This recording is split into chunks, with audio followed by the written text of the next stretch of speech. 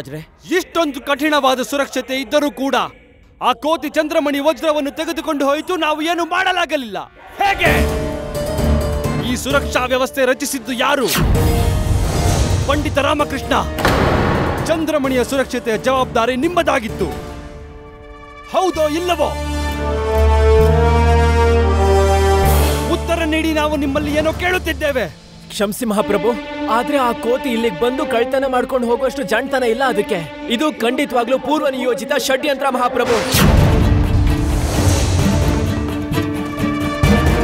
ನೀವು ಏನು ಹೇಳುತ್ತಿದ್ದೀರಿ ಪಂಡಿತ ರಾಮಕೃಷ್ಣ? ಅನ್ಸಿದ್ರು ಸತ್ಯ ಇದೆ ಮಹಾಪ್ರಭು. ಕಳ್ತನ ಮಾಡಿದ್ದು ಕೋತಿನೇ ಆದ್ರೆ ಅದರಿಂದ ಕಳ್ತನ ಮಾಡಿಸಿರೋರು ಇದೇ ಸಭಾಂಗಣದಲ್ಲಿ ಇದ್ದಾರೆ ಮಹಾಪ್ರಭು.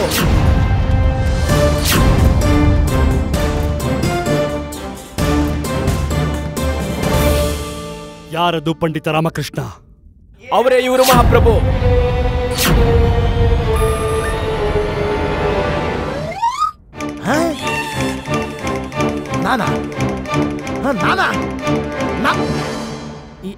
ಏನ್ ಹೇಳ್ತಾ ಇದ್ದಾನೆ ಇವನು ಮಹಾರಾಜ್ರೆ? ತಲೆ ಕೆಟ್ಟಿದೆ ಅವನಿಗೆ. ಮಾನಸಿಕ ಸಮತೋಲನ ಕಳ್ಕೊಂಡಿದ್ದಾನೆ ಇವನು.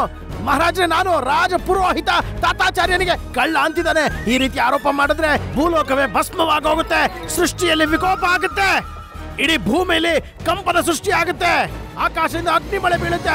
ಆಚಾರ್ಯರೇ, ನೀವ್ ಯಾಕೆ ಎದುರುಗಡೆ ನಿಂತ್ಕೊಂಡಿದ್ದೀರಾ? ನೀವ್ ಹಿಂದೆ ಬನ್ನಿ. ಸರ್ಕೋಬೇಕಾ? ಯಾಕೆ ಸರ್ಕೋಬೇಕು? ಎಲ್ಲಿಗೆ ಹೋಗ್ಬೇಕು? ನೀವ್ ಹಿಂದೆ ಬನ್ನಿ. ನಾನ್ ತೋರಿಸಿದ್ದು ಅವ್ರನ್ನ ನಿಮ್ ಹಿಂದೆ ನಿಂತ್ಕೊಂಡಿದಾರಲ್ಲ. ನನ್ನ ಹಿಂದೆನಾ? ನನ್ನ ಹಿಂದೆ ನಿಂತಿರೋದು ರೂಪಾದೇವಿ. ಹೌದು, ನಾನು ಅವ್ರ ಬಗ್ಗೆನೇ ಮಾತಾಡ್ತಿರೋದು. ಅವರೇ ಆ ವಾಸ್ತವಿಕ ಅಪರಾಧಿ ಪ್ರಭು. ಇವರ ಸಂಕೇತದಿಂದನೇ ಆ ಕೋತಿ ಕಳ್ತನ ಮಾಡಿದ್ದು.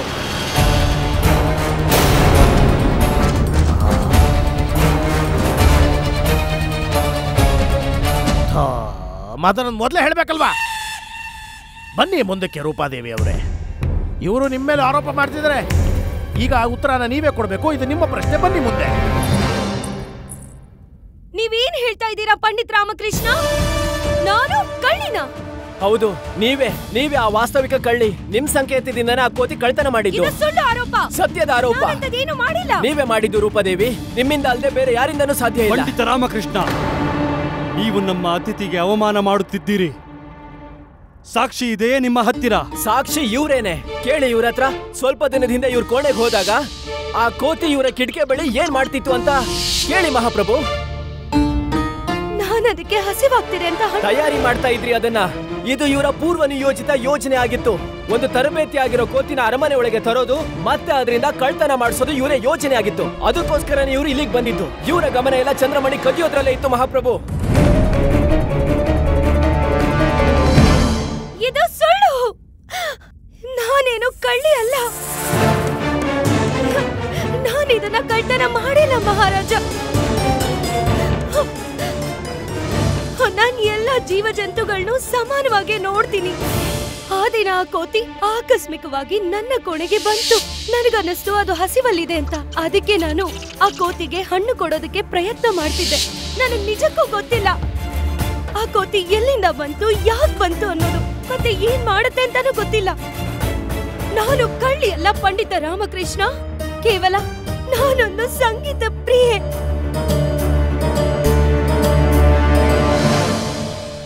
ಕ್ಷಮೆ ಇರ್ಲಿ. ನಿಮ್ಮನ್ನು ಅಸೂಯೆ ಮಾಡಲು ನಾನು ಇದನ್ನ ಹೇಳ್ತಿಲ್ಲ. ಆದ್ರೆ ಈ ವಿಷಯನ ನಿಮಗ್ ತಿಳಿಸೋದಕ್ಕೋಸ್ಕರ ನಾವ್ ಎಂತ ಕುಟುಂಬಕ್ಕೆ ಸೇರಿದವರು ಅಂದ್ರೆ, ನಿಮ್ಮಂತ ಜನಗಳು ನಮಗಲ್ಲಿ ಸೇವಕರಾಗಿದ್ದಾರೆ. ನಾನು ದೇವಗಢದ ಶಾಸಕ ಶ್ರೀ ಹರ್ಷವರ್ಧನ್ ಅವರ ಏಕೈಕ ಪುತ್ರಿ. ಅಕ್ಕಪಕ್ಕದಲ್ಲಿರುವ 10 ಊರಿಗೆ ಅವರು ಸ್ವಾಮಿ. ಸಂಗೀತನ ತುಂಬಾ ಪ್ರೀತಿಸೋಳು ನಾನು. ಆ ಸಂಗೀತಕ್ಕೋಸ್ಕರ ನನ್ನನ್ನು ನಾನೇ ಅರ್ಪಿಸ್ಕೊಂಡೆ. ಅದಕ್ಕೋಸ್ಕರ ನಾನು ಈ ತರ ಒಂದ್ ಕೆಲಸ ಮಾಡೋ ಅವಶ್ಯಕತೆ ಇಲ್ಲ ನನಗೆ ಪಂಡಿತ್ ರಾಮಕೃಷ್ಣ. ಕೇವಲ ಅದೊಂದು ದಿನ ಆ ರಾತ್ರಿ ಆ ಕೋಣೆಯಲ್ಲಿ ನನ್ನ ಆ ಕೋತಿ ಜೊತೆ ನೋಡಿದ್ದಕ್ಕೆ ನಾನ್ ಕಳ್ಳಿ ಆಗ್ತೀನಾ? ನಿಮ್ ಹತ್ರ ಏನಾದ್ರೂ ದೃಢವಾದ ಸಾಕ್ಷಿ ಇದೆಯಾ? ಇದೇನಾ ನೀವ್ ತೋರಿಸ್ತಿರೋ ತುಳುವ ವಂಶದ ಸಂಸ್ಕಾರ ಮಹಾರಾಜ? ಇಲ್ಲಿ ಅತಿಥಿಗಳನ್ನ ಕರೆಸಿ ಅವ್ರನ್ನ ಅವಮಾನ ಮಾಡ್ತಾ ಇದ್ದೀರಾ. ಅವರ ಆತ್ಮ ಸನ್ಮಾನಕ್ಕೆ, ಅವರ ಚರಿತ್ರೆಗೆ ಕಳಂಕ ತರ್ತಾ ಇದ್ದೀರಾ. ಇಡೀ ಸಭೆ ಮುಂದೆ ಅವರನ್ನ ತಲೆ ತಗ್ಗಿಸ್ತಾ ಇದ್ದೀರಾ.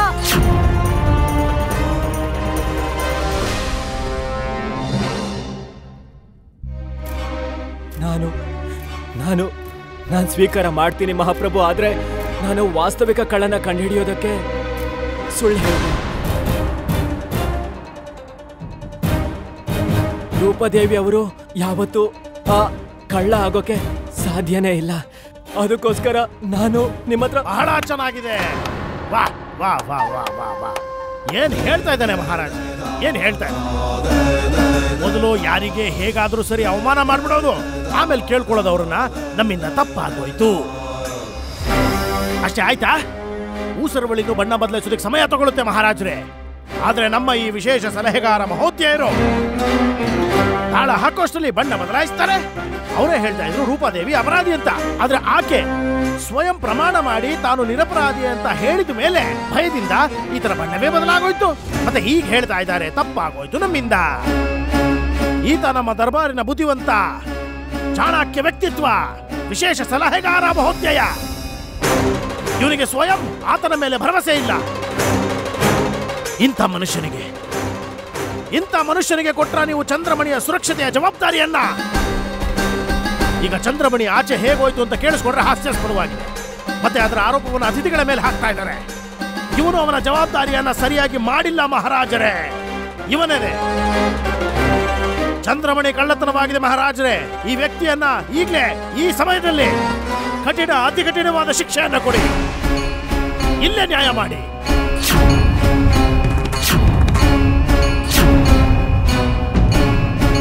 ಮತ್ತೆ ಇಲ್ಲೇ ಆಗುತ್ತೆ. ನಮ್ಮ ಸನ್ಮಾನ್ಯ ಅತಿಥಿ ರೂಪಾದೇವಿ ಅವರಿಗೆ ಆಗಿರೋ ಅವಮಾನದ ನ್ಯಾಯ ಸಂಗತಿ ನಡೀಲಿ. ಪಂಡಿತ ರಾಮಕೃಷ್ಣ, ನಿಮ್ಮ ಪರವಾಗಿ ಹೇಳುವುದು ಏನಾದರೂ ಇದೆಯೇ? ಕೇವಲ ಇದಕ್ಕೋಸ್ಕರ ಮಹಾಪ್ರಭು ಚಂದ್ರಮಣಿನ ರಕ್ಷಿಸೋ ಕಾಯಕನ ನನಗೆ ಕೊಟ್ಟಿದ್ದು.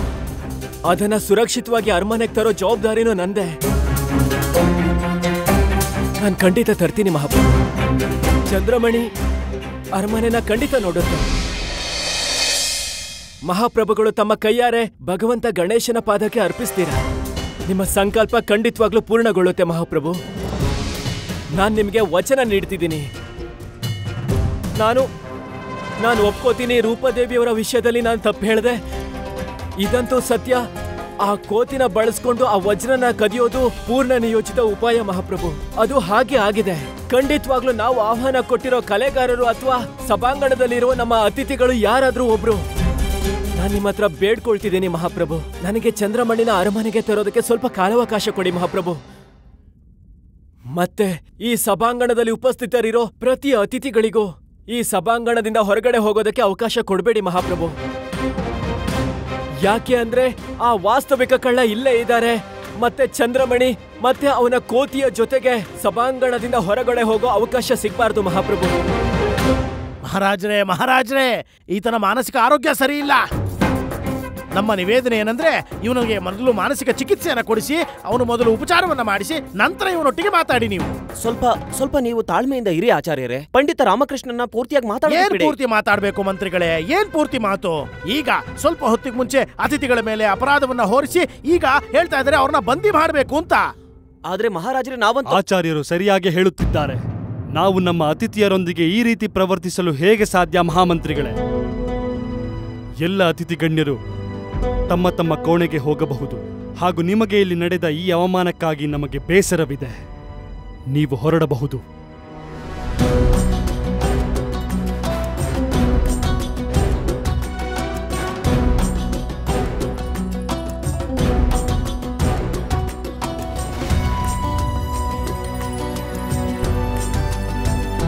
ಮಹಾರಾಜರೇ, ಈ ಮಾತನ್ನಂತೂ ನೀವು ಖಡಾಖಂಡಿತವಾಗಿ ಇರಿ ಆಚಾರ್ಯರೇ. ನಮಗೆ ನಮ್ಮ ಮಾತು ಮುಗಿಸಲು ಅವಕಾಶ ಕೊಡಿ. ಮಂತ್ರಿಗಳೇ, ಮಹಾರಾಜರೇ, ಈ ಎಲ್ಲ 5 ಗಾಯಕರ ಕೋಣೆಗಳ ಹೊರಗೆ ನಮ್ಮ ಸೈನಿಕರನ್ನು ನೇಮಿಸಿ. ಸರಿ ಮಹಾರಾಜರೇ. ಹಾಗೂ ಅವರನ್ನು ನಿರಂತರ ಗಮನಿಸಲು ಹೇಳಿ. ಈ ಸಮಸ್ಯೆ ಬಗೆಹರಿಯುವವರೆಗೂ ಯಾರು ತಮ್ಮ ಕೋಣೆಗಳಿಂದ ಆಚೆ ಹೋಗಬಾರದು. ಹಾಗೂ ಇದು ಕೇವಲ ಅತಿಥಿಗಳ ಜೊತೆ ಮಾತ್ರವಲ್ಲ, ಈ ದರ್ಬಾರಿಗೆ ಸಂಬಂಧಪಟ್ಟ ಪ್ರತಿಯೊಬ್ಬ ವ್ಯಕ್ತಿಯೊಂದಿಗೂ ಹೀಗೆ ಆಗುತ್ತದೆ. ಎಲ್ಲರ ಮನೆಗಳ ಹೊರಗೆ ಸೈನಿಕರನ್ನು ನೇಮಿಸಿ ಹಾಗೂ ಅವರನ್ನು ಗಮನಿಸಲು ಹೇಳಿ. ಹಾಗೆಯೇ ಇದು ನಮಗೂ ಅನ್ವಯಿಸುತ್ತದೆ, ಮಹಾರಾಣಿಯರಿಗೂ ಅನ್ವಯಿಸುತ್ತದೆ. ಆಚಾರ್ಯ ತಾತಾಚಾರ್ಯ, ಪಂಡಿತ ರಾಮಕೃಷ್ಣ, ಮಂತ್ರಿಗಳು ತಿಮ್ಮರುಸು ಎಲ್ಲರಿಗೂ ಇದೇ ಕಾನೂನು ಅನ್ವಯಿಸುತ್ತದೆ. ಸರಿ ಮಹಾರಾಜರೇ. ನಮ್ಮ ಅತಿಥಿಯರೊಂದಿಗೆ ಹೇಗೆ ಆದೇಶ ಜಾರಿಯಲ್ಲಿರುತ್ತದೋ ನಮ್ಮೊಂದಿಗೂ ಹಾಗೆಯೇ ಇರಬೇಕಾಗುತ್ತದೆ. ಆಚಾರ್ಯರೇ, ಆದ್ರೆ ಮಹಾರಾಜರೇ, ಸಂಸ್ಕಾರ, ಮರ್ಯಾದೆ, ಕುಲ, ವಂಶ, ಅತಿಥಿ ಸತ್ಕಾರ ಎಲ್ಲವೂ ತಮ್ಮ ಸ್ಥಾನದಲ್ಲಿ ಆಚಾರ್ಯರೇ. ಹಾಗೂ ನಾವು ತೆಗೆದುಕೊಂಡ ಸಂಕಲ್ಪದ ಸ್ಥಾನ ಅಲ್ಲಿಯೇ ಇರುತ್ತದೆ. ನಾವು ನಮ್ಮ ಪ್ರಾಣವೇ ಕೊಡುತ್ತೇವೆ ಹೊರತು ಸಂಕಲ್ಪವನ್ನು ಹಿಂತೆಗೆದುಕೊಳ್ಳುವುದಿಲ್ಲ. ಒಂದು ವೇಳೆ ಚಂದ್ರಮಣಿ ತರಲು ಇದನ್ನು ಮಾಡಲೇಬೇಕಾದರೆ ಇದೆಲ್ಲ ನಡೆಯುವುದು, ಅವಶ್ಯವಾಗಿ ನಡೆಯುವುದು ಆಚಾರ್ಯರೇ. ಮಹಾರಾಜರೇ ಹಾಗೂ ಪಂಡಿತ ರಾಮಕೃಷ್ಣ, ಮಹಾಪ್ರಭು, 2 ದಿನಗಳ ಸಮಯ ನೀಡುತ್ತೇವೆ ನಿಮಗೆ. 2 ದಿನಗಳು. ಭಗವಂತ ಶ್ರೀ ಗಣೇಶನ ಮಹಾಪೂಜೆಗೆ ಮುನ್ನ ನಮಗೆ ಆ ಚಂದ್ರಮಣಿ ನಮ್ಮ ಮುಂದೆ ಇರಬೇಕು. ಒಂದು ವಚನ ನೀವು ನಮಗೆ ನೀಡಿದ್ದೀರಿ, ಒಂದು ವಚನ ನಾವು ನಿಮಗೆ ನೀಡುತ್ತೇವೆ ಪಂಡಿತ ರಾಮಕೃಷ್ಣ. ಒಂದು ವೇಳೆ 2 ದಿನಗಳೊಳಗೆ ಚಂದ್ರಮಣಿ ವಜ್ರವನ್ನು ತಂದು ನಮ್ಮ ಮುಂದೆ ನೀಡಲಿಲ್ಲವಾದರೆ ನಾವು ವಿಜಯನಗರ ಸಾಮ್ರಾಟ ಕೃಷ್ಣದೇವರಾಯ ನಿಮಗೆ ವಚನ ನೀಡುತ್ತೇವೆ. 2 ದಿನಗಳ ನಂತರ 3ನೇ ದಿನ ಏನಿದೆಯೋ ಅದು ನಿಮ್ಮ ಜೀವನದ ಕೊನೆಯ ದಿನವಾಗಿರುತ್ತದೆ.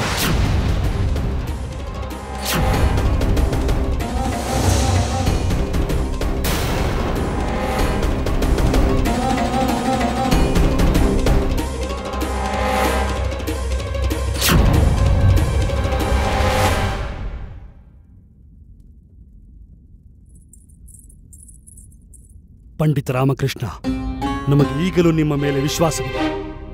ಆದರೆ ಆ ಚಂದ್ರಮಣಿ ವಜ್ರವನ್ನು ನಮಗೆ ಹೇಗಾದರೂ ಒಪ್ಪಿಸಿ, ಇಲ್ಲವಾದರೆ ನಮಗೆ ಗೊತ್ತಿಲ್ಲ ನಾವು ಏನು ಮಾಡುತ್ತೇವೆ.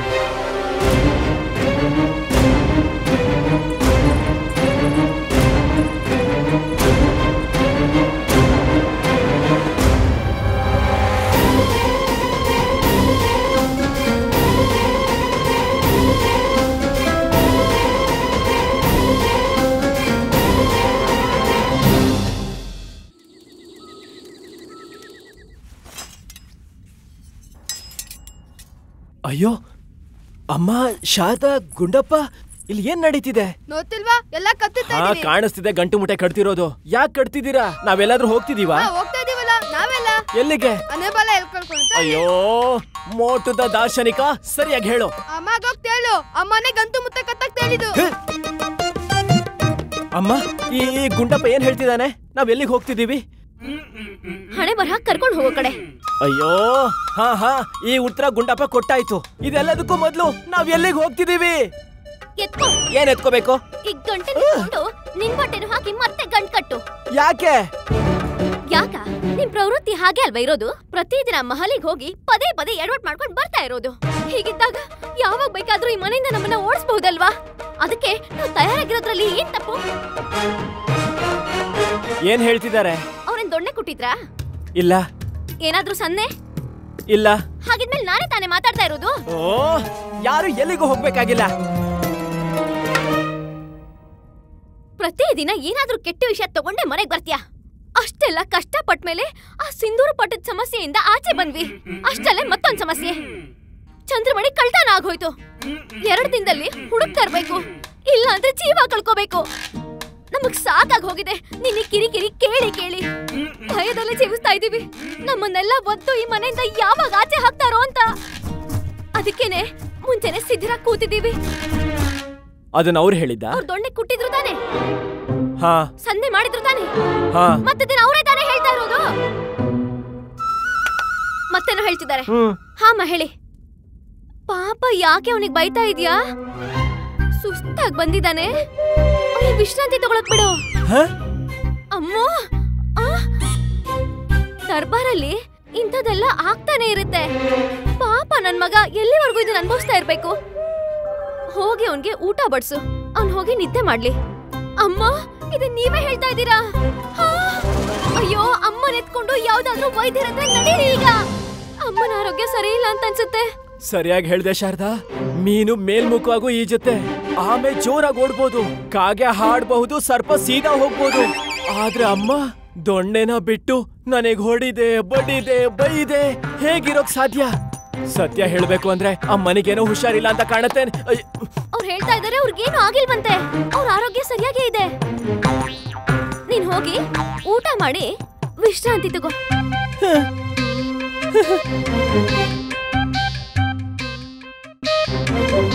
ಇದೇನಿದು ಅಮ್ಮ? ಮತ್ತೆ ಏನೋ ಎಡವಟ್ ಮಾಡ್ಕೊಂಡ್ ಬಂದಿದ್ದಾನೆ. ಇವಾಗ ನೋಡಿದ್ರೆ ಪ್ರೀತಿಯಿಂದ ಮಾತಾಡಿಸ್ತಾ ಇದ್ದೀರಾ. ಇದು ಪ್ರೀತಿ ತೋರ್ಸೋ ಸಮಯನಾ? ದೊಣ್ಣೆ ತಗೊಂಡ್ ಹೊಡಿಬೇಕಿತ್ತು. ಅವಾಗ ಅವನಿಗೆ ಏನಾದ್ರೂ ಅರ್ಥ ಆಗ್ತಿತ್ತು. ಕಷ್ಟದಿಂದ ದೂರ ಇರ್ಬೇಕು ಅಂತ ಅನಿಸ್ತಾ ಇತ್ತು. ನಾನೇನು ಪ್ರೀತಿ ತೋರಿಸ್ತಾ ಇಲ್ಲ. ಅವ್ನ್ ಎಲ್ಲಿವರೆಗೂ ನಿದ್ದೆ ಮಾಡಲ್ವೋ ಚಂದ್ರಮಣಿ ಹುಡ್ಕೋ ಉಪಾಯ ಅವನಿಗೆ ಹೇಗ್ ತಾನೇ ಹೊಳಿಯುತ್ತೆ? ಅವ್ನ್ ಯಾವಾಗ ನಿದ್ದೆ ಮಾಡ್ತಾನೋ ಅವಾಗ್ಲೇ ಅವ್ನ್ ಬುದ್ಧಿ ವೇಗವಾಗಿ ಓಡಕ್ ಶುರು ಮಾಡುತ್ತೆ. ಈಗ ಅವನು ಮಲ್ಗಕ್ ಹೋದ. ಯಾವಾಗ ಎದ್ದೇಳ್ತಾನೋ ಖಂಡಿತ ಅವನಿಗೆ ಏನಾದ್ರೂ ಒಂದು ಉಪಾಯ ಹೊಳ್ದಿರುತ್ತೆ. ನೋಡ್ತಾ ಇರು. ನನ್ನ ಮಗ ಅಲ್ವಾ?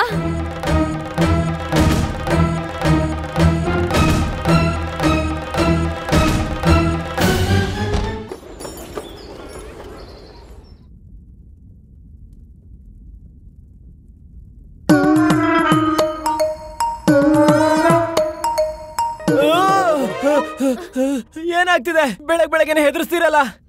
ತಗೊಳ್ತಾ ಹೋಗು. ಎಲ್ಲಿಗೆ? ಅಲ್ಲ, ಆರಾಮಾಗಿ ಆಕಳಿಗೆ ತಗೊಳ್ತಾ ಹೋಗು. ಆಮೇಲೆ ಹೇಳು. ಏನ್ ಹೇಳ್ಬೇಕು? ಬಂದಾಯ್ತಾ? ಯಾರು? ಎಲ್ಲಿಗೆ? ಏನು? ಏನಾದ್ರೂ ಯುಕ್ತಿ, ಏನಾದ್ರೂ ಉಪಾಯ ಚಂದ್ರಮಣಿ ಸಮಸ್ಯೆಯಿಂದ ಆಚೆ ಬರೋದಕ್ಕೆ? ಉಪಾಯ ಏನ್ ಗೊರ್ಕೆನಾ? ಈ ತರ ಮಾಡಿ ನಿದ್ರೆ ಮಾಡಾದ್ಮೇಲೆ ಬರೋದಕ್ಕೆ? ಅಮ್ಮ ಹೇಳಿದ ತಾನೆ ಪ್ರೀತಿಯಿಂದ ಮಲಗಿಸೋ ಅಗತ್ಯ ಏನೂ ಇಲ್ಲ ಅಂತ. ಇವ್ರ ತಲೆಯಲ್ಲಿ ಯಾವ ಉಪಾಯನೂ ಹೊಳ್ದಿಲ್ಲ ಅಮ್ಮ. ಅಮ್ಮ ಎತ್ಕೊಳ್ಳಿ. ಹೌದು, ನೀವು ದೊಣ್ಣೆ ಎತ್ಕೊಂಡ್ರೇನೆ ಇವ್ನ ತಲೆಯಲ್ಲಿ ಉಪಾಯ ಹೊಳೆಯುತ್ತೆ ಅಂತ ಅನ್ಸುತ್ತೆ. ಹೀಗೇನೆ. ಏನಂದ್ರೆ? ಎತ್ಕೋ. ಏನ್ ಎತ್ಬೇಕು? ನಿನ್ ಗಂಟು ಮೂಟೆ ಎತ್ಕೊಂಡು ಈ ಮನೆಯಿಂದ ಆಚೆ ಹೋಗ್ತಾ ಇರು. ಅಮ್ಮ, ಮನೆಯಿಂದ ಆಚೆ ಹಾಕೋ ಅಗತ್ಯ ಏನಿದೆ ಈಗ? ಮನೇಲೆ ಕೂತಿದ್ರು ಏನಾದ್ರೂ ಉಪಾಯ ಹೊಳಿಬಹುದು ಅಲ್ವಾ? ಇಲ್ವಾ? ಇವನ್ ತಲೆಯಲ್ಲಿ ಯಾವ ಉಪಾಯನೂ ಹೊಳೆಯೋದೇ ಇಲ್ಲ. ಈ ಸಮಸ್ಯೆಗೆ ಪರಿಹಾರ ಹುಡುಕಿದ್ಮೇಲೆ ಮಾತ್ರ ನಿನಗೆ ಈ ಮನೆ ಒಳಗ್ ಸ್ಥಾನ. ಅಯ್ಯೋ, ಏನ್ ನೀವು ಮಾತೆತ್ತಿದ್ರೆ ಮನೆಯಿಂದ ಹೊರಗಾಗ್ತೀನಿ ಅನ್ನೋದು? ಹೋಗ್ತೀನಿ. ನಾನ್ ಯಾವಾಗ ಈ ಮನೆಗ್ ಬನ್ನೋ ಅವಾಗಿಂದ ಈ ಮನೆಯಿಂದ ಹೊರಗಡೆನೆ ಜಾಸ್ತಿ ಇರ್ತೀನಿ. ಇಂಥ ಕೆಲ್ಸ ಎಲ್ಲ ಯಾಕೆ ಮಾಡ್ತೀಯಾ? ಏನಕ್ಕೆ ತೋರಿಸ್ಬೇಕು ಎಲ್ಲರ ಮಧ್ಯೆ ನಿನ್ ಮೂಗ್ನ? ಬಾಯಿ ಮುಚ್ಕೊಂಡು ಒಂದ್ ಜಾಗದಲ್ಲಿ ಕೂತಿರಕ್ ಆಗಲ್ವಾ ನಿನ್ಗೆ? ಸಾಕಾಯ್ತು. ಇದೆಲ್ಲ ಕೇಳಿ ಕೇಳಿ ಸಾಕಾಗ್ತಾ ಇದೆ. ಈಗ್ಲೇ ಈ ಮನೆಯಿಂದ ಆಚೆ ಹೋಗ್ತಾ ಇರೋ. ಈ ಸಮಸ್ಯೆಗೆ ಪರಿಹಾರ ಸಿಕ್ಕಿದ್ಮೇಲೆ ಅಷ್ಟೇನೆ ನೀನ್ ಈ ಮನೆ ಒಳಗ್ ವಾಪಸ್ ಬಾ. ವಾ, ನೋಡು ನೋಡು, ಎಂತ ಕುಟುಂಬ ನಂದು. ಇಂಥ ಸಮಯದಲ್ಲಿ ನನ್ ಜೊತೆ ನಿಲ್ಲೋದ್ ಬಿಟ್ಟು ನನ್ನನ್ನ ಹೊರಗಡೆ ಹಾಕ್ತಿದ್ದೀರಾ? ಇದು ಇವ್ರ ಪೂರ್ವಜರ ಉಂಗ್ರ ಅಂತೆ. ತುಂಬಾನೇ ಅದೃಷ್ಟ ಇರೋ ಉಂಗ್ರ ಅಂತೆ. ಇದ್ರಲ್ಲಿ ಇವ್ರ ಎಲ್ಲಾ ಪೂರ್ವಜರ ಆಶೀರ್ವಾದ ಇದೆಯಂತೆ. ಇದನ್ ಹಾಕೊಂಡು ಆ ಸಮಸ್ಯೆಗೆ ಪರಿಹಾರ ಹುಡುಕು. ಪರಿಹಾರ ಖಂಡಿತ ಸಿಕ್ಕೇ ಸಿಗುತ್ತೆ. ಹಾ ಸರಿ, ದೊಡ್ಡದಾಗತ್ತೆ, ಆಮೇಲೆ ಹಾಕ್ತೀನಿ. ಹಾಕೊಂಡಾಯ್ತು, ಹಾಕೊಂಡೆ. ಹಾಕೊಂಡ್ರು.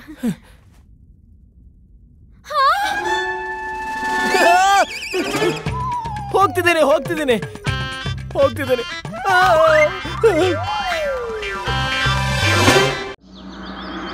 ತಕ್ಕಿಟ್ಟ ತಕ್ಕಿಟ್ಟ ತಕ್ಕಿಟ್ಟ ತಕ್ಕದಿಂ ತಕ್ಕಿಟ್ಟ ತಕ್ಕಿಟ್ಟ ತಕ್ಕಿಟ್ಟು. ಏನ್ ವಿಷಯ ಗುರುಗಳೇ, ಇವತ್ತು ತುಂಬಾ ಸಂತೋಷವಾಗಿ ಕಾಣಿಸ್ತಿದ್ದೀರಲ್ಲ? ಯಾಕಾಗೋದಿಲ್ಲ? ಆ ದುಷ್ಟ ಪಂಡಿತ ಈಗಂತೂ ಸಮಸ್ಯೆಲ್ ಸಿಕ್ಕಾಕೋಬಿಟ್ಟಲ್ಲ. ಇದನ್ನೇ ತಾನೇ ಬಯಸ್ತಾ ಇದ್ದದ್ದು ನಮ್ಮ ಗುರುಗಳು. ಪ್ರಸನ್ನರು ಹಾಗೆ ಆಗ್ತಾರಲ್ವಾ? ಸ್ವಲ್ಪ ಸಂತೋಷವಾಗಿದ್ದೀನಿ, ಮತ್ತೆ ಸ್ವಲ್ಪ ನಿರಾಶೆ ಕೂಡ. ಸಂತೋಷ ಯಾಕಂದ್ರೆ ನಾನೇನು ಅನ್ಕೊಂಡೆ ಅದಾಯ್ತು. ಕೊನೆಗೂ ಈ ಪಂಡಿತ ಸಮಯದ ಚಕ್ರದಲ್ಲಿ ಸಿಕ್ಕಾಕೊಂಡಿದ್ದಾನೆ. ನಿರಾಸೆ ಯಾಕೆ ಪ್ರಭು? ನಿರಾಶೆ ಯಾಕಂದ್ರೆ ಈ ಕಾಲಚಕ್ರ ನನಗೆ ಅನುಕೂಲವಾಗಿಲ್ವಲ್ಲ ಅಂತ. ನನಗೆ ಯಾವಾಗ ಬಹಳ ಸಂತೋಷ ಆಗುತ್ತೆ ಅಂದ್ರೆ ಅವನ ಸರ್ವನಾಶ ನನ್ನ ಕೈಯಿಂದಲೇ ಆದಾಗ. ಇರ್ಲಿ, ಪರವಾಗಿಲ್ಲ, ಅಂತ್ಯ ಬಹಳ ಸುಂದರವಾಗಿರುತ್ತೆ. ನಡೀರಿ. ಅದು ನಮ್ಮ ವಿದೇಶಿ ಅತಿಥಿಯನ್ನ ಗೃಹ ಬಂಧನದಲ್ಲಿಟ್ಟಿದ್ದಾರೆ. ಎಷ್ಟು ಕಷ್ಟ ಆಗಿರ್ಬೋದು ಆಕೆಗೆ, ಎಷ್ಟು ಏಕಾಂಗಿಯಾಗಿ ಅನುಭವಿಸ್ತಾ ಇರಬಹುದು ಆಕೆ ಈ ಪ್ರದೇಶದಲ್ಲಿ. ಯಾರಾದ್ರೂ ಇರ್ಬೇಕಲ್ವಾ ಆಕೆ ನೋವು ದುಃಖಗಳನ್ನ ಕೇಳೋಂಥವ್ರು, ನಂತರ ಸಮಾಧಾನ ಮಾಡೋಂಥವ್ರು, ಸಾಂತ್ವನ ಹೇಳಿ ಆಕೆಗೆ ಹೆಗಲ್ ಕೊಡೋಂಥವ್ರು ಬೇಕಲ್ವಾ. ನಾನಷ್ಟೇ ಈ ಹೆಗಲ್ ಕೊಡಕ್ ಹೋಗ್ತಿದ್ದೀನಿ. ನೋಡು ಮಣಿ, 4 ಹೆಗಲು ಇವನ್ನ ಎತ್ಕೊಂಡು ಹೋಗೋ ಸಮಯದಲ್ಲಿ ಮುದ್ಕ ಇನ್ನೊಬ್ಬರಿಗೆ ಹೆಗಲು ಕೊಡಕ್ ಹೋಗ್ತಿದ್ದಾನೆ.